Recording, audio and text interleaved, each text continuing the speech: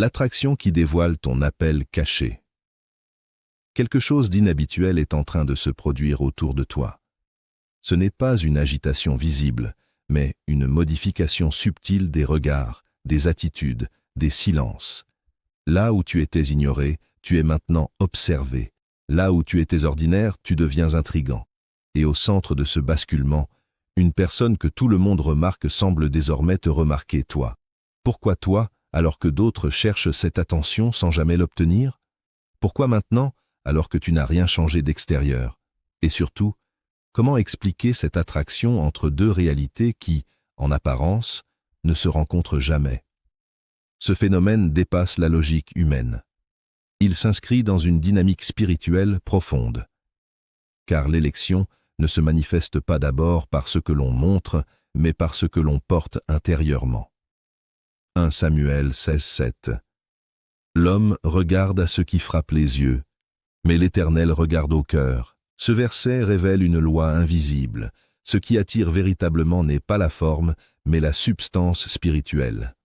Lorsque tu es élu, tu deviens porteur d'une fréquence particulière.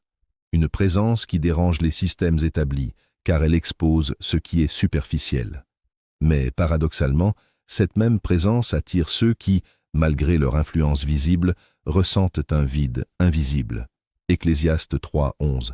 Il fait toutes choses belles en son temps. Même il a mis dans leur cœur la pensée de l'éternité. Ce vide que certains portent reconnaît ce que tu incarnes. C'est ainsi que naît cette attraction. Non pas comme un hasard social, mais comme une rencontre entre deux dimensions. L'une visible, l'autre spirituelle. Et dans cette rencontre, il y a un langage silencieux, un appel, une reconnaissance que même la personne concernée. Car toute attraction n'est pas une validation. Certaines sont des révélations, d'autres sont des épreuves déguisées. Matthieu 22:14. Car il y a beaucoup d'appelés, mais peu d'élus. Ce passage souligne une réalité essentielle. Être remarqué ne signifie pas être aligné, et être attiré ne signifie pas être destiné. Ce moment que tu vis est donc chargé de sens. Il contient une vérité que tu ne peux plus ignorer. Quelque chose en toi s'est éveillé. Et ce réveil commence à produire des effets visibles dans un monde qui ne comprend pas encore ce qu'il perçoit. Tu n'es pas face à une simple relation.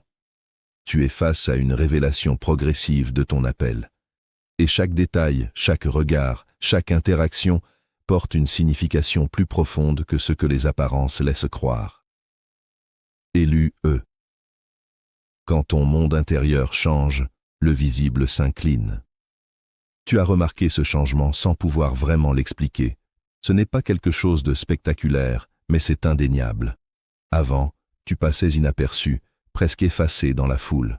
Tu avançais dans le silence, portant des combats invisibles, traversant des saisons de doute où personne ne voyait ni tes luttes, ni ta discipline intérieure. Galates 6:9. Ne nous lassons pas de faire le bien, car nous moissonnerons au temps convenable, si nous ne nous relâchons pas. Ce que tu vivais alors, c'était une préparation cachée. Mais aujourd'hui, l'atmosphère autour de toi a changé. Des portes s'entr'ouvrent sans que tu les aies forcées. Des regards s'attardent. Des personnes influentes, visibles, respectées, semblent désormais percevoir quelque chose en toi. Non pas ce que tu montres, mais ce que tu dégages. Proverbe 18:16. Les présents d'un homme lui élargissent à la voix et lui donnent accès auprès des grands. Ce verset ne parle pas seulement de dons matériels, mais de ce que tu portes intérieurement comme richesse spirituelle. Et c'est là que naît ce tiraillement en toi. Une partie de toi analyse cette situation comme une opportunité, une ouverture logique vers un nouveau niveau. Mais une autre partie ressent une pression plus subtile, presque lourde, comme si cette connexion portait une dimension que tes émotions ne peuvent pas entièrement saisir. Job 33:14. Dieu parle cependant, tantôt d'une manière, tantôt d'une autre, et l'on n'y prend point garde. Ce que tu ressens, c'est un langage spirituel, parce que ce type de connexion ne ressemble pas aux autres. Ce n'est pas simplement de l'admiration, ni une curiosité passagère. C'est une forme de reconnaissance qui dépasse l'intellect. Ton esprit reconnaît quelque chose et celui de l'autre aussi, même inconsciemment. Genèse 41:38. trouverions-nous un homme comme celui-ci, ayant en lui l'Esprit de Dieu? C'est exactement ce que vivent certains autour de toi sans pouvoir le formuler. Et c'est précisément ici que beaucoup d'élus se perdent. Ils interprètent en cette attraction comme une validation de leur valeur, alors qu'elle est souvent une mise à l'épreuve de leur maturité. Car dans la logique divine, l'élévation attire toujours une forme de test. Luc 16, 10. Celui qui est fidèle dans les moindres choses l'est aussi dans les grandes. Ce moment est une transition entre ce que tu étais et ce que tu deviens. Le monde spirituel ne réagit pas comme le monde visible. Lorsque ton niveau intérieur change, tes pensées, ta discipline, ta foi, ton alignement, alors ton environnement extérieur s'ajuste automatiquement. C'est une loi invisible. Et parfois, ce sont les personnes les plus visibles, les plus établies socialement, qui sont attirées vers les âmes les plus profondes, parce qu'elles portent ce qui ne s'achète pas. C'est dans cet espace précis que tu te tiens aujourd'hui, entre opportunité apparente et discernement nécessaire, entre reconnaissance extérieure et vérité intérieure. Et ce que tu feras dans cette saison déterminera la suite de ton chemin. Élu. Discerne l'attraction, car tout ce qui s'approche n'élève pas. Écoute bien ceci, ce que tu vis en ce moment n'est pas lié à ton apparence, ni à ton statut, ni même à tes efforts visibles. Tu n'attires pas cette personne populaire à cause de ce que tu montres. Tu l'attires à cause de ce que tu portes. Il y a en toi une substance invisible, une densité spirituelle faite de clarté, de vérité, de résistance intérieure. 2 Corinthiens 4, 7. Nous portons ce trésor dans des vases de terre, afin que cette grande puissance soit attribuée à Dieu et non pas à nous. Ce trésor agit comme un signal silencieux. Jean 15, 16. Ce n'est pas vous qui m'avez choisi, mais moi, je vous ai choisi et je vous ai établi. Cette parole redéfinit tout. Tu n'es pas choisi pour être admiré, validé ou intégré dans un système d'influence. Tu es choisi pour être aligné. Aligné à une mission, à une vérité, à une direction qui dépasse les relations humaines. Alors, lorsque quelqu'un d'influent entre dans ta vie, la question n'est pas « pourquoi il ou elle s'intéresse à moi ?» Cette question appartient à l'ego. La vraie question est plus exigeante. Est-ce que cette connexion sert mon appel ou va-t-elle le détourner? Proverbe 4, 23. Garde ton cœur plus que toute autre chose, car de lui viennent les sources de la vie. Ce verset devient une stratégie, parce que tout ce qui brille autour de toi n'est pas envoyé pour t'élever. Matthieu 7, 15. Gardez-vous des faux prophètes. Ce principe dépasse les apparences religieuses. Il parle du discernement face à toute influence. Certaines présences testent ta stabilité. Resteras-tu toi-même sous pression? D'autres testent ton discernement. Sauras-tu voir au-delà du charme et de l'admiration? Et certaines testent ta fidélité. Abandonneras-tu ton appel pour une connexion séduisante? Joseph a été élevé dans le palais, mais il a dû discerner les intentions autour de lui. Genèse 39, 9. Comment ferais-je un aussi grand mal et pécherais-je contre Dieu? Même dans un environnement favorable, il a choisi l'alignement plutôt que la compromission. Daniel, lui aussi, a été entouré de puissance et d'influence, mais il a gardé sa position intérieure. Daniel 1:8. Daniel résolut de ne pas se souiller. C'est exactement le type de moment que tu traverses. Un moment critique. Non pas parce qu'il est dangereux en apparence, mais parce qu'il révèle ce que tu es réellement capable de porter. Ce n'est pas la présence de cette personne qui définit la suite, c'est ta capacité à rester aligné face à cette présence. Car dans le monde spirituel, chaque connexion importante est une porte, et toutes les portes ne mènent pas à ta destinée. Élu E. La rencontre qui déclenche le combat invisible. Ce qui semblait être une simple rencontre commence déjà à dépasser le cadre humain pour entrer dans une dimension plus profonde, presque imperceptible au premier regard. Derrière les échanges, derrière les regards, derrière cette proximité inattendue, une autre réalité s'active. Éphésiens 6, 12. Car nous n'avons pas à lutter contre la chair et le sang, mais contre les dominations, contre les autorités, contre les princes de ce monde de ténèbres. Ce passage révèle que ce que tu vis ne se limite pas à une interaction entre deux personnes. Chaque étape de cette connexion porte en elle une révélation.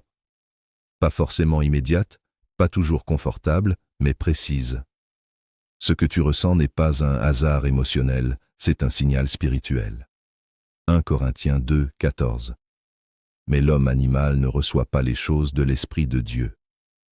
Cela signifie que tout ne peut pas être compris avec la logique humaine. Certaines choses doivent être discernées. Cette relation va progressivement dévoiler un combat invisible, un affrontement silencieux entre ton alignement et les influences qui cherchent à le tester. Jacques 1, 3. Sachant que l'épreuve de votre foi produit la patience. Ce n'est pas une opposition extérieure évidente, mais une tension intérieure constante, une pression subtile qui te pousse à faire des choix, parfois sans que tu en sois pleinement conscient.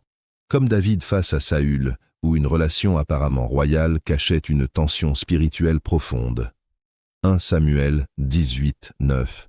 Saül regarda David d'un mauvais œil, ou comme Jésus face aux foules et aux autorités, où l'attraction était réelle, mais les intentions variaient. Jean 2, 24. Mais Jésus ne se fiait point à eux, parce qu'il les connaissait tous. Ce que tu es en train de vivre n'est que le début d'un processus, et chaque étape va révéler non seulement l'autre, mais surtout toi-même. Tout commence dans une apparente simplicité, un regard qui dure un peu plus longtemps, un échange qui dépasse la surface, une connexion qui ne suit aucune logique sociale. Rien d'extraordinaire en apparence. Mais tout est déjà en mouvement dans l'invisible. Tu ressens que cette personne est attirée vers toi sans raison claire, comme si quelque chose en toi parlait avant même que tu n'ouvres la bouche. Et ce ressenti est réel. Proverbe 20, 27. L'esprit de l'homme est une lampe de l'Éternel. Cela signifie que ton esprit éclaire, révèle, attire, même en silence. Comme Jésus qui, sans se présenter, attirait ceux qui étaient de près à reconnaître l'autorité spirituelle. Jean 6, 44. Nul ne peut venir à moi, si le Père qui m'a envoyé ne l'attire. Ce type d'attraction ne se contrôle pas, il s'active. Et lorsqu'il s'active, il crée des connexions qui ne peuvent pas être expliquées par le simple hasard. Puis vient un basculement intérieur, une clarté qui ne vient pas de l'extérieur, mais d'une compréhension profonde. Tu réalises que cette personne n'est pas au-dessus de toi. Son influence est visible, mais ta portée est spirituelle. Et c'est précisément cette dimension qui l'attire. Luc 10, 19. Je vous ai donné le pouvoir. Cette autorité n'est pas bruyante, mais elle est réelle, comme Daniel devant les rois, où sa sagesse dépassait celle des conseillers les plus établis. Daniel 2, 48. Le roi éleva Daniel. Cette révélation change ta posture. Tu ne cherches plus à impressionner ni à t'adapter. Tu reprends ta position, non dans l'orgueil, mais dans la lucidité.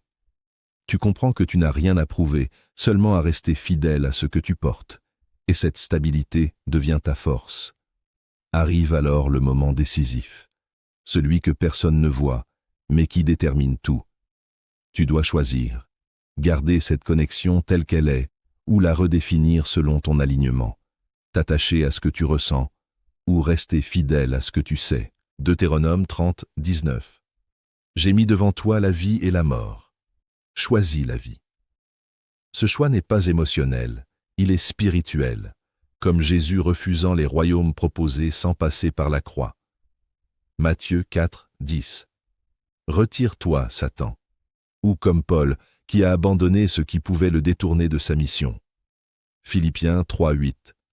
Je regarde toute chose comme une perte. Tu comprends alors une vérité essentielle. Tout ce qui entre dans ta vie n'est pas destiné à rester.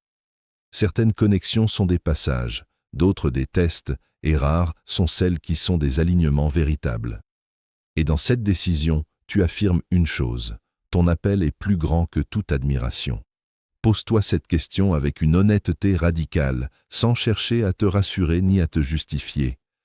Es-tu réellement prêt à rester fidèle à ton chemin, même lorsque quelqu'un que tout le monde admire se tient devant toi, t'observe, te valorise, t'attire dans son orbite, car c'est précisément à cet endroit que beaucoup d'élus chutent. non pas par manque de capacité, mais par glissement intérieur. Ils oublient qui ils sont, non pas d'un coup, mais progressivement.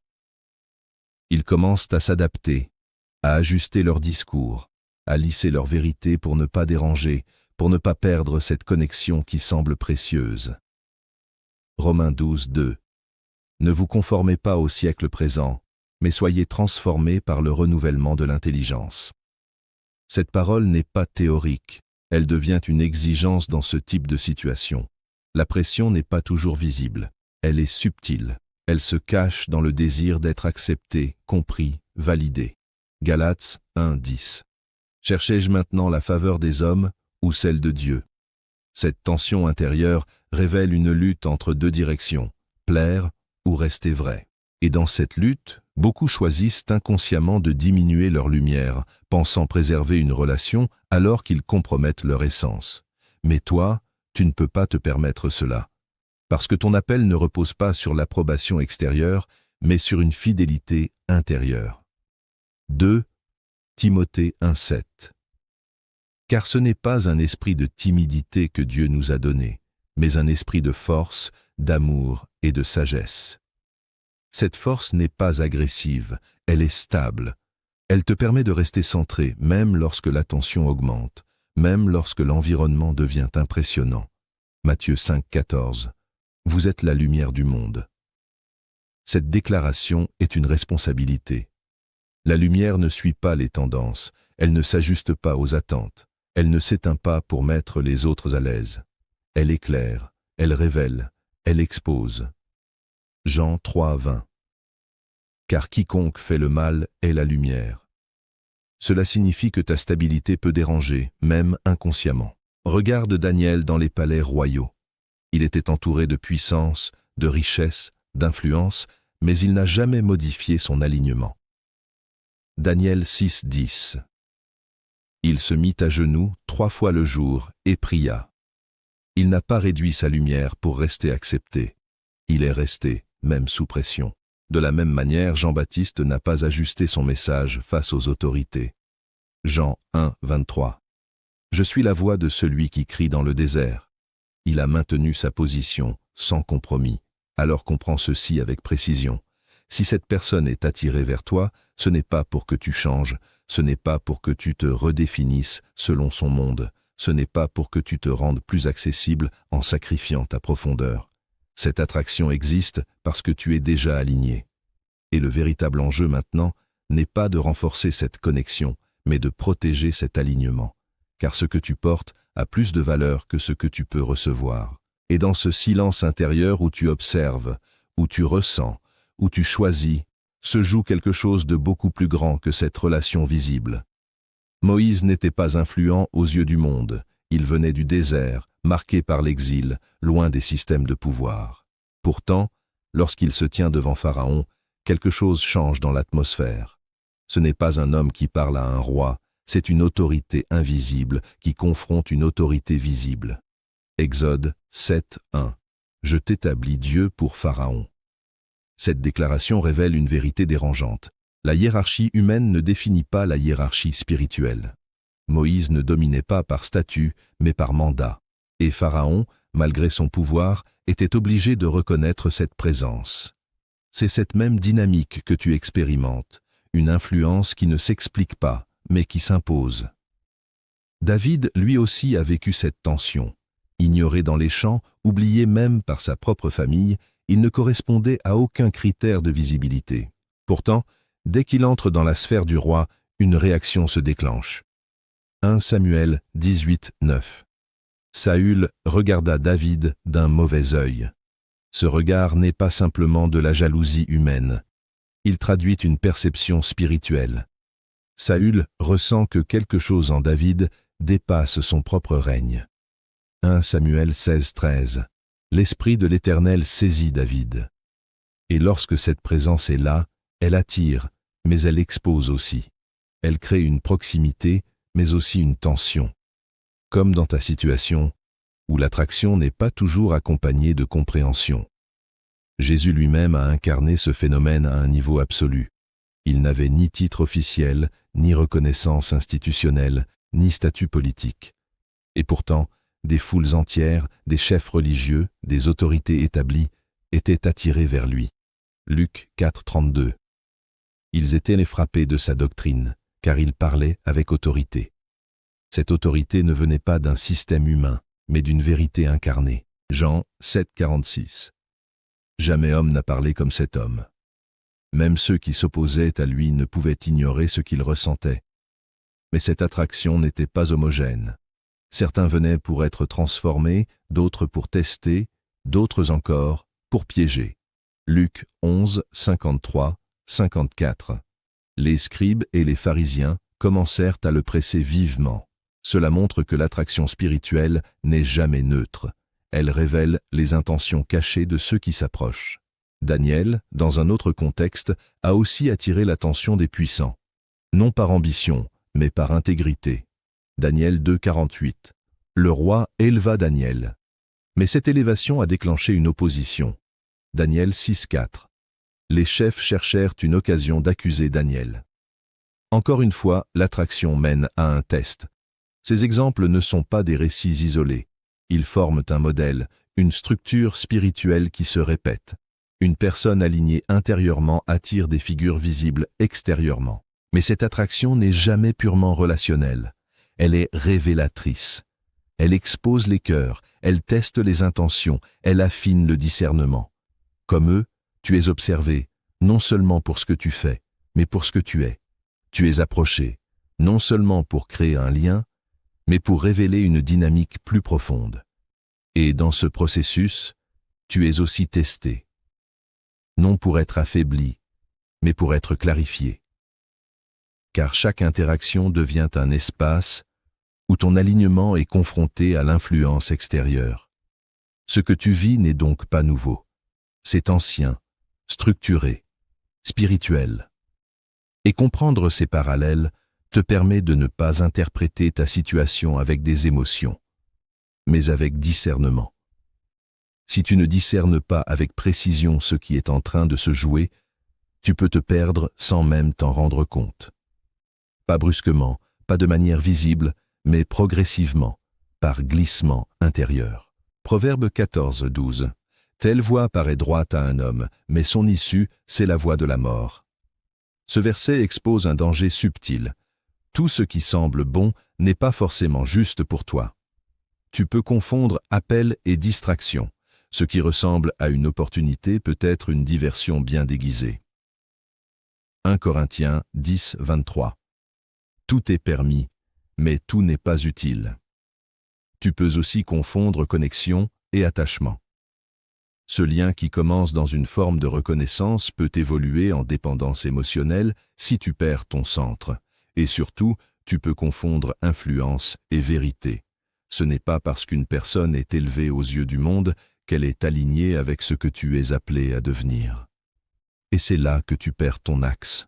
Non pas parce que tu es faible, mais parce que tu n'as pas identifié à temps l'impact de cette présence sur ton équilibre intérieur. Hébreux 12, 1. Rejetons tout fardeau et le péché qui nous enveloppe si facilement. Ce fardeau n'est pas toujours négatif en apparence. Parfois, il est séduisant, valorisant, flatteur. Le danger n'est pas la personne en elle-même. Elle joue simplement un rôle dans ce processus. Le véritable danger, c'est l'influence qu'elle peut exercer sur ton alignement si tu n'es pas ancré. 1 Roi 13, 18, 19. Le prophète a été détourné non par faiblesse, mais par une voix convaincante. Cela montre que même ceux qui sont appelés peuvent être influencés s'ils relâchent leur vigilance. Parce que dans le monde spirituel, tout ce qui te détourne de ta mission, même de façon subtile, progressive, presque imperceptible, devient un obstacle. Et ces obstacles ne se présentent pas toujours comme des oppositions. Ils peuvent venir sous forme d'opportunités, de relations, de propositions qui semblent bonnes, mais qui déplacent ton centre. Colossiens 2:8. Prenez garde que personne ne fasse de vous sa proie. Cette parole est directe. Elle parle de vigilance, de lucidité, de protection intérieure. Car une seule déviation peut ralentir, détourner, voire interrompre ce que tu es appelé à accomplir. Ce moment est donc urgent. Pas dans la peur, mais dans la clarté. Ce que tu discernes maintenant déterminera ce que tu deviendras ensuite. Reste lucide, même lorsque l'émotion devient intense. Ce que tu vis demande plus de discernement que de réaction. Observe sans te précipiter, car tout mouvement impulsif peut brouiller ce que ton esprit perçoit déjà avec précision. Proverbe 19, 2. Celui qui agit avec précipitation fait des faux pas. Il y a une sagesse dans l'attente, une force dans l'observation silencieuse. Écoute ton esprit avant tes émotions. Tes émotions réagissent à ce qui est visible, mais ton esprit capte ce qui est réel. 1 Corinthiens 2, 11. Qui donc, parmi les hommes, connaît les choses de l'homme, si ce n'est l'esprit de l'homme qui est en lui? Cette voix intérieure est ton repère. Elle ne crie pas, mais elle éclaire. Et si tu prends le temps de l'écouter, elle t'indiquera la direction juste. Tu n'as pas besoin de courir derrière cette connexion, ni de la forcer, ni de la sécuriser. Ce qui est véritablement aligné avec ton appel ne dépend pas de tes efforts pour exister. Ecclésiaste 3, 14. J'ai reconnu que tout ce que Dieu fait durera toujours. Si cette relation est en accord avec ton chemin, elle restera sans que tu te perdes. Sinon, elle s'éloignera, et ce départ ne sera pas une perte, mais une protection. Dans les deux cas, tu gagnes. Parce que ton objectif n'est pas de conserver une connexion, mais de préserver ton alignement. Psaume 37, 23. L'Éternel affermit les pas de l'homme. Tant que tu restes centré, chaque étape devient constructive, même celles qui semblent être des séparations. Abonne-toi à la chaîne pour ne pas manquer les prochains messages qui t'aideront à affiner ce discernement. Écris en commentaire une phrase qui exprime clairement ta décision intérieure aujourd'hui, une parole qui te positionne face à ce que tu vis. Partage cette vidéo avec quelqu'un qui traverse une confusion similaire, car certains combats ne se gagnent pas seuls. Et surtout, prends ce moment comme un rendez-vous réel, pas avec une idée, mais avec une vérité qui te concerne directement. Élu E. Reste centré, car ta révélation ne fait que commencer. Ce que tu vis n'a rien de banal. Ce n'est pas une simple phase, ni une coïncidence relationnelle. Tu n'attires pas par hasard et tu n'es pas remarqué sans raison. Luc 12, 7. Même les cheveux de votre tête sont tous comptés. Cela signifie que chaque détail, chaque rencontre, chaque regard s'inscrit dans une précision qui dépasse ta compréhension immédiate. Mais comprends bien ceci, ce n'est que le début. Chaque connexion que tu expérimentes agit comme un révélateur. Elle expose ton niveau de discernement, ta stabilité intérieure, ta fidélité à ce que tu es appelé à devenir. 1 Corinthiens 3, 13. L'œuvre de chacun sera manifestée. Rien ne reste caché dans ce processus. Et cette fois, tu vois clair. Tu ne ressens plus seulement, tu comprends. Proverbe 4, 7. La sagesse est la chose principale. Acquiert la sagesse. Cette clarté est une responsabilité. Elle t'oblige à ne plus ignorer ce que tu perçois. Alors ne te perds pas dans l'apparence. Ne doute pas de ce que tu portes. Ne te laisse pas impressionner par ce qui est visible, mais temporaire. 2 Corinthiens 4, 18. Nous regardons non point aux choses visibles, mais à celles qui sont invisibles. C'est dans cette vision que tu restes stable, reste centré, protège ton alignement. Car ce que tu portes n'est pas seulement précieux, il est stratégique, et sa valeur dépasse largement ce que tes yeux peuvent encore saisir.